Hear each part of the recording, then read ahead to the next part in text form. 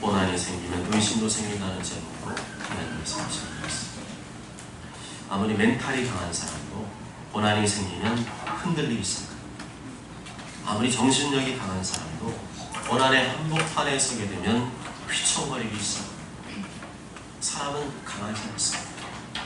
강한 것 같지만 강하지 않습니다. 고난 앞에서 흔들리는 갈대와 같습니다. 베드로가 얼마나 멘탈이 강한 사람입니까? 밤이 새도록 고기를 잡고도 또 그날 아침에 그물을 던져서 고기를 잡을 만한 매우 강한 멘탈과 체력을 가진 사람이었어요. 그러나 아무리 멘탈이 강한 사람도 고난이 불어닥치면 정신을 못 차립니다. 감당할 수 없는 시험과 고난 앞에 똑바로 정신 차린 사람이 별로 없습니다. 베드로는 예수님의 수제자였습니다. 예수님의 오른팔이었습니다. 예수님께서 간과 쓸개를 원하시면 간과 쓸개도 빼줄 만한 사람이었습니다. 예수님께서 죽음을 앞두고 내가 이제는 십자가에 달려 죽어야 되겠다, 그 말씀을 하셨을 때 베드로가 뭐라고 했습니까? 모두 주를 버릴지라도 나는 결코 버리지 않겠습니다. 주님, 왜 그렇게 섭섭한 말씀하십니까? 왜 나를 저런 놈들하고 저런 인간들하고 똑같이 도매 취급합니까? 모든 사람이 다 주님을 버려도 나는 절대로 안 버립니다.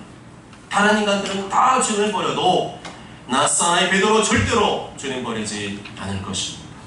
I will never, never, never desert you. 아마 이 말을 옆에서 들은 제자들은 기가 죽어가지고 전부 다 고개를 끄덕였을 겁니다. 그래, 다른 사람은 몰라도 베드로는 안 그럴 거야. 충분히 그러고도 남을 사람이지.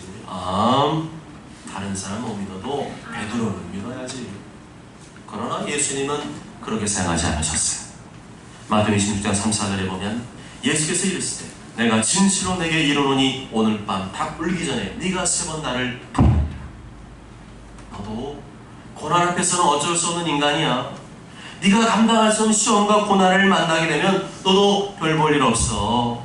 내가 분명히 너에게 예언한다. 너 오늘 밤 날 버리고 도망치게 될 거야. 겁에 질려서 내 주변에서 뱅뱅 돌기만 하다가 닭 울기 전에 3번 나를 부인하게 될 거야. 내가 가진 멘탈을 자랑하지 말라는 거야. 내가 어떤 사람인데? 나 한 번도 그런 적 없었어. 나 그런 인간들하고 달라. 그러지 말라는 거야. 너도 고난 만나면 어쩔 수 없는 인간이라는 겁니다. 오늘 본문에 나오는 세례 요한은 이 베드로보다 더 멘탈이 강한 사람이었어요. 세례 요한은 어떤 사람입니까? 사람이 살지 않은 광야에서 살았던 사람입니다. 나는 자연인이다. 거기는 먹을 거라도 있죠. 이 광야는요, 아무것도 먹을 게 없는 곳입니다. 풀 한 포기, 나무 한 그루 제대로 자라지 않는 곳입니다. 뱀과 전갈이 기어다니는 곳입니다. 밤마다 늑대와 승냥이 떼가 울부짖는 곳입니다. 늑대와 승냥이의 차이점 아십니까? 늑대랑 일이랑은 같은 말이에요. 그런데 늑대랑 승냥이랑은 다르대요. 늑대는 개보다 덩치가 큰 거 아시죠? 시베리아 허스키보다 더 우람한 체격을 가진 늑대. 승냥이는 어떤가요? 승냥이는 하이에나 비슷한 들개 같아요. 체격이 작고 아주 얍삽한 그런 게 바로 이 승냥이입니다. 그런 곳에서 낙타 털옷을 입고 메뚜기와 석청을 먹고 허리에는 가죽들을 띠고 그렇게 살았습니다. 석청이 뭔지 아세요? 저 네팔 갔다 보니까 석청이 뭔지 분명히 알았어요. 석청은 야생꿀입니다. 사람이 이렇게 양보한 게 아니라 그냥 야생적으로 벌들이 집을 져가지고 나온 꿀을 채취합니다. 그래서 이 석청이 2배 이상 비쌉니다. 그곳에서 얼마나 오랜 기간 동안 하나님과 1대1로 씨름하며 기도했는지, 얼마나 주님 앞에 자신을 돌아보며 깨끗하게 준비되기를 원했는지, 그 시간들이 지난 다음에 하나님께로부터 말씀이 임했습니다. 세례 요한에게 직접 하나님의 말씀이 임했습니다. 그 광야에서 하나님과 홀로 독대하며 그 오랜 시간을 보내었으니, 그 모든 풍파를 견디고 그것에서 살아남았으니 얼마나 그 멘탈이 강하고 야성이 대단하겠습니까? 실제로 세례 요한이 나타났을 때 바리새인, 서기관들이 꼼짝 못했어요. 그 사람들은 실세였어요. 권력의 최고위층이었습니다. 그 교만한 자들, 그 강팍한 자들, 그들을 향하여서 대놓고 하나님 말씀을 선포했습니다. 독사의 자식들아, 누가 너에게 일러 장차 올 진노를 피하라느냐? 그러므로 회개에 합당한 열매를 맺고 속으로 아브라함이 우리 조상이라 말하지 말라. 이미 도끼가 나무 뿌리에 놓였으니 좋은 열매 맺지 아니하는 나무마다 찍혀불에 던져지리라. 대단한 담력과 영역을 가진 사람이었습니다. 그러다 어느 날 그에게도 예고치 않은 고난이 찾아왔습니다. 그에게 닥치는 고난은 그가 잘못해서, 그가 죄를 지어서 당하는 고난이 아니었습니다. 하나님의 말씀을 전했기 때문에 당하는 고난이었어요. 헤롯 왕이 동생의 아내를 취하는 그 불의함을 보고 그것을 향해서 담대히 책망을 했더니 그 결과 고난을 받게 되었습니다. 그 이로 말미암아 세례 요한은 감옥에 갇히게 되었어요. 의를 위해서, 하나님의 영광을 위해서 이 감옥에 갇히는 신세가 되고 말았습니다. 처음에는 담담하게 받아들였겠지. 내가 하나님을 위해서, 하나님 말씀을 위해서 이런 고난을 받게 되었으니 이건 하나님께 감사하고 찬송할 일이야. 그렇지만 감옥은 감옥이었어요. 그렇게 멘탈이 강한 세례 요한도 감옥에 있는 시간들이 계속 길어지자 마음이 흔들리기 시작했습니다. 믿음으로 다잡고, 믿음으로 다잡고, 하나님 때가 되면 열어주시겠지, 풀어주시겠지, 감옥에서 내가 풀려나는 일이 있겠지. 그렇지만 시간이 오래 갈수록 마음이 흔들리고 믿음도 흔들렸어요. 내가 왜 여기 있지? 이 고난은 언제까지 지속될 거야? 그분이 메시아가 아닌 거 아니야? 그분이 메시아가 맞다면 지금 이러면 안 되잖아. 지금 날 당장 풀어내주고 이 땅 가운데 하나님 나라가 임해야 되잖아. 19절 20절 말씀 바로 그것을 말해줍니다. 19절 20절 다 함께 읽어보실까요? 시작. 요한이 그 제자들 둘을 불러 주께 보내어 이르되 오실 그이가 당신이 오니까 우리가 다른 일을 기다리오리까 하나니 그들이 예수께 나아가 이르되 세례 요한이 우리를 보내어 당신께 여쭈어보라고 하기를 오실 그이가 당신이 오니까 우리가 다른 일을 기다리오니까 하더이다 하니 아멘. 세례 요한은 예수님을 하나님의 아들로 확신했던 사람. 예수님이 처음 등장하셨을 때 보라 세상 죄를 지어가는 하나님의 어린 양이로다 확신했던 사람입니다. 그러나 그런 그에게도 고난이 닥치니까, 감당할 수 없는 고난이 생기니까 믿음이 흔들리기 시작했어요. 자기가 생각했던 메시아가 아니라는 생각이 드니까 그때부터 흔들리기 시작했습니다. 믿음의 기둥뿌리가 흔들리기 시작했어요. 믿음의 기둥뿌리가 흔들렸다는 말은 의심이 들어왔다는 말이에요. 예전에는 한 번도 예수님을 의심한 적이 없었는데 고난이 생기자 의심의 파도가 밀려왔던 것입니다. 그래서 세례 요한이 확인해봐라. 니네 둘 가서 예수님한테 물어봐라. 예수님이 당신이 정말로 그리스도입니까? 메시아입니까? 가서 물어봐라. 오실 그이가 당신입니까? 아니면 우리가 다른 일을 기다려야 됩니까? 이런 세례 요한의 흔들리는 모습은 우리의 모습을 보여주는 것입니다. 아무리 믿음이 좋은 사람도 고난 앞에서는 장사가 없다는 겁니다. 고난의 거센 풍랑 앞에서 하나님을 의심하고 흔들리는 존재가 바로 인간이라는 것입니다. 그러므로 다른 사람의 고난을 향해서 비난할 수 없습니다. 그 고난이 나에게 닥치면 나도 별 수 없는 인간이라는 것입니다. 다른 사람이 당하는 고난을 보면서 함께 동정하며 치유하며 불쌍히 여기는 마음을 가져야 될 줄로 믿습니다. 나는 끄떡없어. 내가 얼마나 많은 고난을 겪어왔는데 이제 난 통달했어. 그 어떤 고난이 닥쳐와도 나는 문제없어. 그런 소리 쉽게 하지 마십시오. 그런 소리를 조심하십시오. 하나님께서 여러분의 말을 듣고 계십니다. 만일 하나님이 아유 그까짓 고난 가지고 비실거리고 있어. 그 소리를 듣고 그래? 너 한번 당해봐라. 그 시험을 허락하시면 여러분 감당할 수 있을 것 같습니까? 남의 고난에 대해서 함부로 말하고 비난하지 마십시오. 우리는 모두 다 죄인이고 고난 앞에서 흔들릴 수밖에 없는 연약한 존재임을 고백하시길 바랍니다. 아멘. 이 질문을 받은 예수님께서 뭐라고 대답하셨나요? 21절과 22절 다 함께 읽어볼까요? 시작. 마침 그때 예수께서 질병과 고통과 및 악이 들린 자를 많이 고치시며 또 많은 맹인을 보게 하신 줄 알아. 예수께서 대답하여 이르시되 너희가 가서 보고 들은 것을 요한에게 알리되 맹인이 보며 못 얻는 사람이 걸으며 나병 환자가 깨끗함을 받으며 귀먹은 사람이 들으며 죽은 자가 살아나며 가난한 자에게 복음이 전파된다 하라. 아멘. 안 믿어지면 보고 믿으라는 거예요. 내가 병든 자를 고치고 귀신을 쫓아내는 것을 보고 내가 그 메시아임을 믿으라는 겁니다. 그것이 이사야 선지자가 말한 메시아가 아니라는 겁니다. 보고 믿는 것은 믿음이 약한 사람을 위한 것입니다. 도마와 같이 의심하는 사람을 위한 것입니다. 예수님을 전혀 모르는 비신자들을 위한 것입니다. 고난 때문에 믿음이 흔들리고 약해진 사람을 위해서 내신 예수님의 처방이 뭐였어요? 기사와 표적을 바라는 것입니다. 기사와 표적은 믿음이 강한 사람, 믿음이 좋은 사람을 위해서 주시는 게 아닙니다. 들어도 안 믿어지는 사람, 믿기는 믿어도 의심의 잡초가 계속해서 일어나는 사람, 뭔가 회의감을 갖고 의심의 눈초리를 바라보는 사람, 그런 사람들에게 필요한 게 뭐예요? 기사와 표적이라는 겁니다. 그래서 믿음이 자랐는데도 여전히 표적과 기사만 바라고 있다? 잘못된 겁니다. 기사 표적을 보았으면, 그걸 믿었으면 의심하지 않고 확신해야 됩니다. 확신이 생겼으면 보이지 않아도 들리지 않아도 예수님을 믿고 순전한 길로 나아가야 될 줄 믿습니다. 요한복음 20장 29절에 예수께서 이르시되 너는 나를 본고로 믿느냐? 보지 못하고 믿는 자들은 복되도다 하시니라. 내가 사랑하는 사람에게 헌신하고 이상하는 것은 전혀 부담스럽지 않습니다.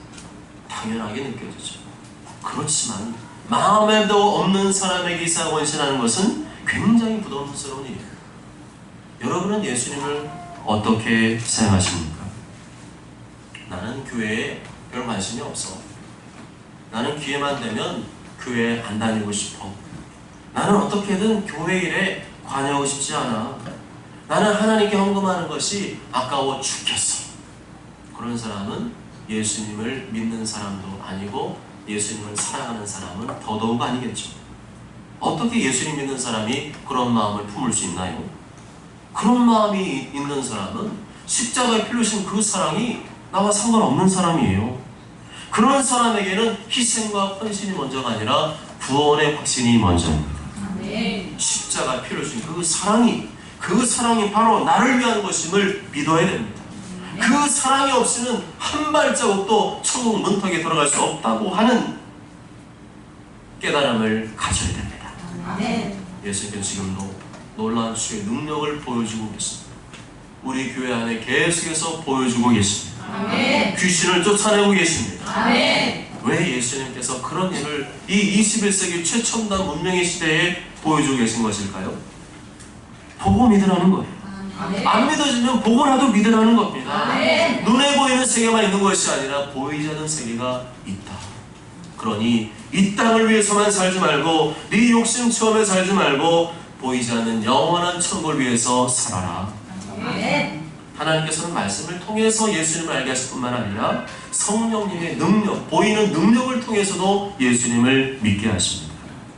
그런데도 불구하고, 그렇게 해주셨는데도 불구하고 예수님을 거부하고 실족하는 사람은 주님의 책임이 아니라 본인의 책임이라는 겁니다. 23절 다 함께 읽어보실까요? 시작. 누구든지 나로 말미암아 실족하지 아니하는 자는 복이도다 하시니라. 그런데 실족하는 사람이 있다는 거예요. 누구든지 누구 때문에요? 예수님 때문에 실족하지 아니하는 사람 복입니다. 희한하지 않아요? 누구 때문에 실족한다고요? 예수님 때문에 실족하는 사람이 있다는 거예요. 세례 요한이 예수님 때문에 실족할 뻔했어요. 여기서 말하는 실족은 넘어지다, 죄에 빠지다는 뜻이 있습니다. 원래 있어야 할 자리에서 벗어난 것을 말합니다. 하나님 나라에서 이탈하는 것을 말하고요, 구원에서 떨어지는 것을 말합니다. 나에게 닥친 고난을 잘못 받아들이고 잘못 이해하고 잘못 해석하면 어느 지경까지 간다는 거예요?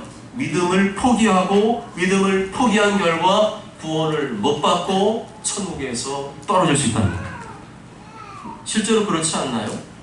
우리 주변에 분명히 저 사람 예수님 믿는 사람인데 저 사람 그냥 나이로으로 믿은 게 아니라 성령 체험하고 성령으로 거듭난 사람인데 고난이 닥치자 예수님도 떠나고 교회도 떠나는 사람 보셨습니까? 못 보셨습니까?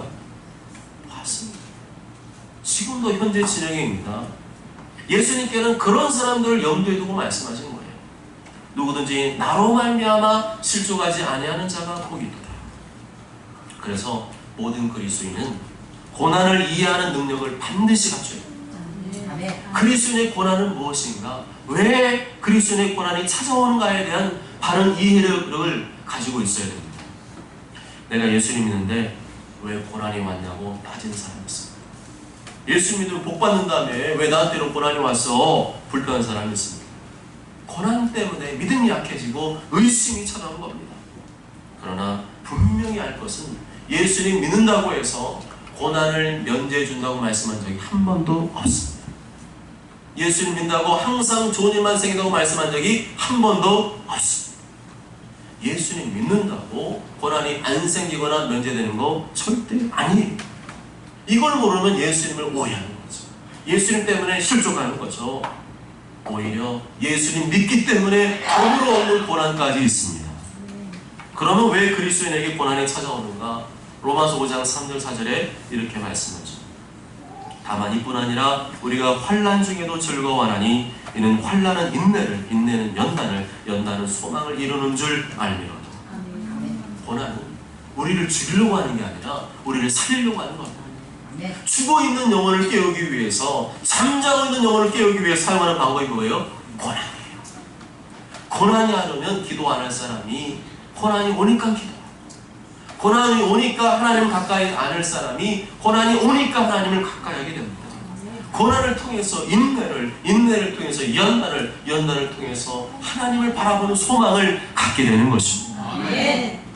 예수님 믿든 안 믿든 누구에게나 고난은 찾아오지만 예수님 믿는 사람은 이 고난을 통해서 연단되어지고 더 성숙해집니다.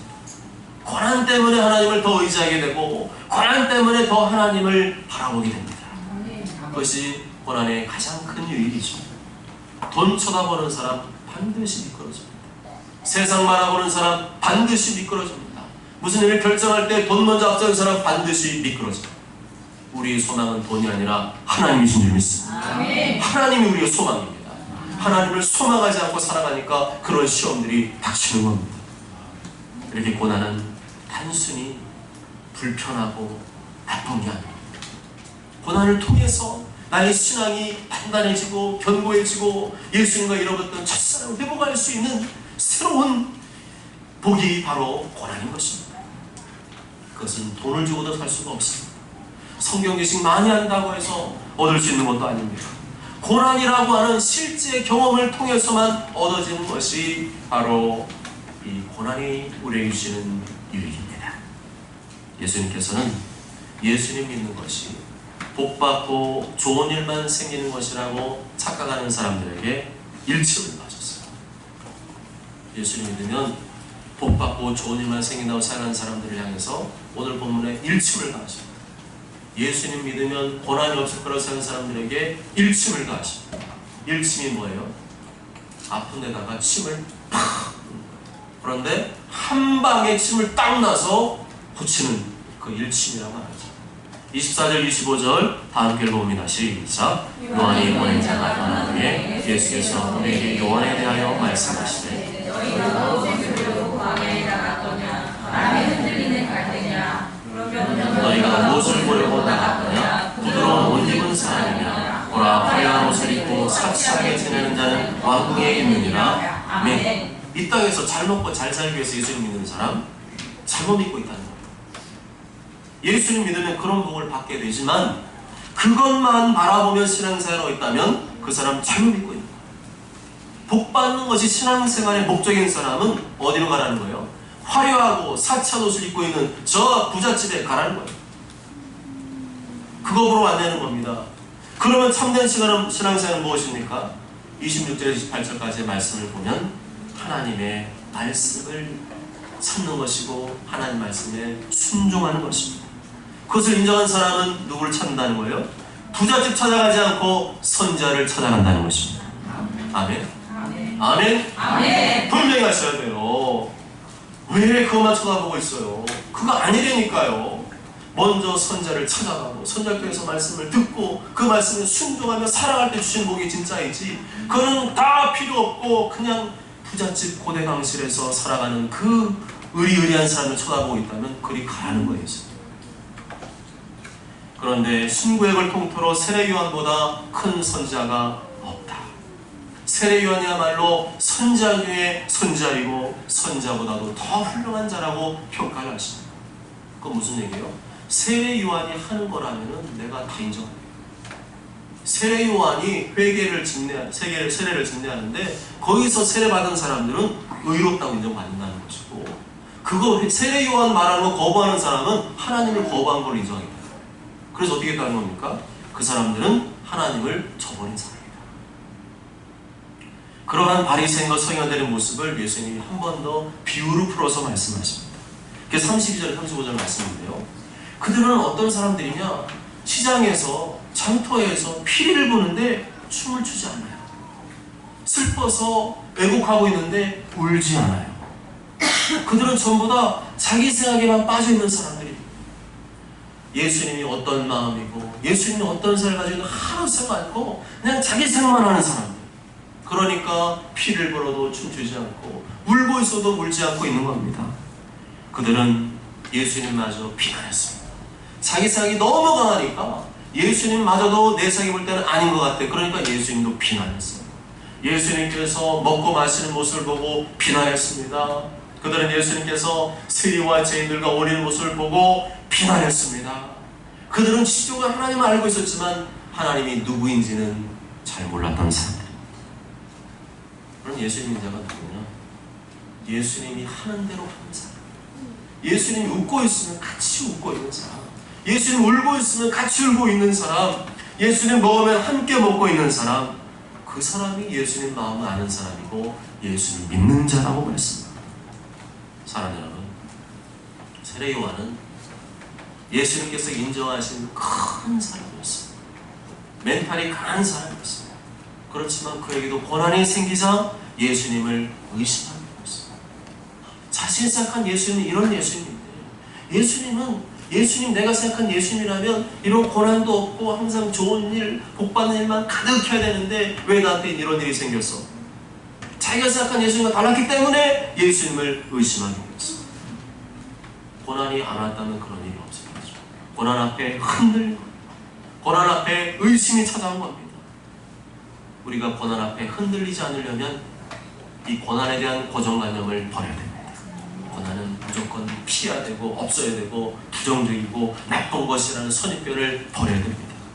그러한 선입견을 버리지 못하면 하나님 왜 나에게 이런 고난을 주셨어요? 하나님을 원망하고 하나님을 의심하고 심하면 믿음마저 버리게 됩니다.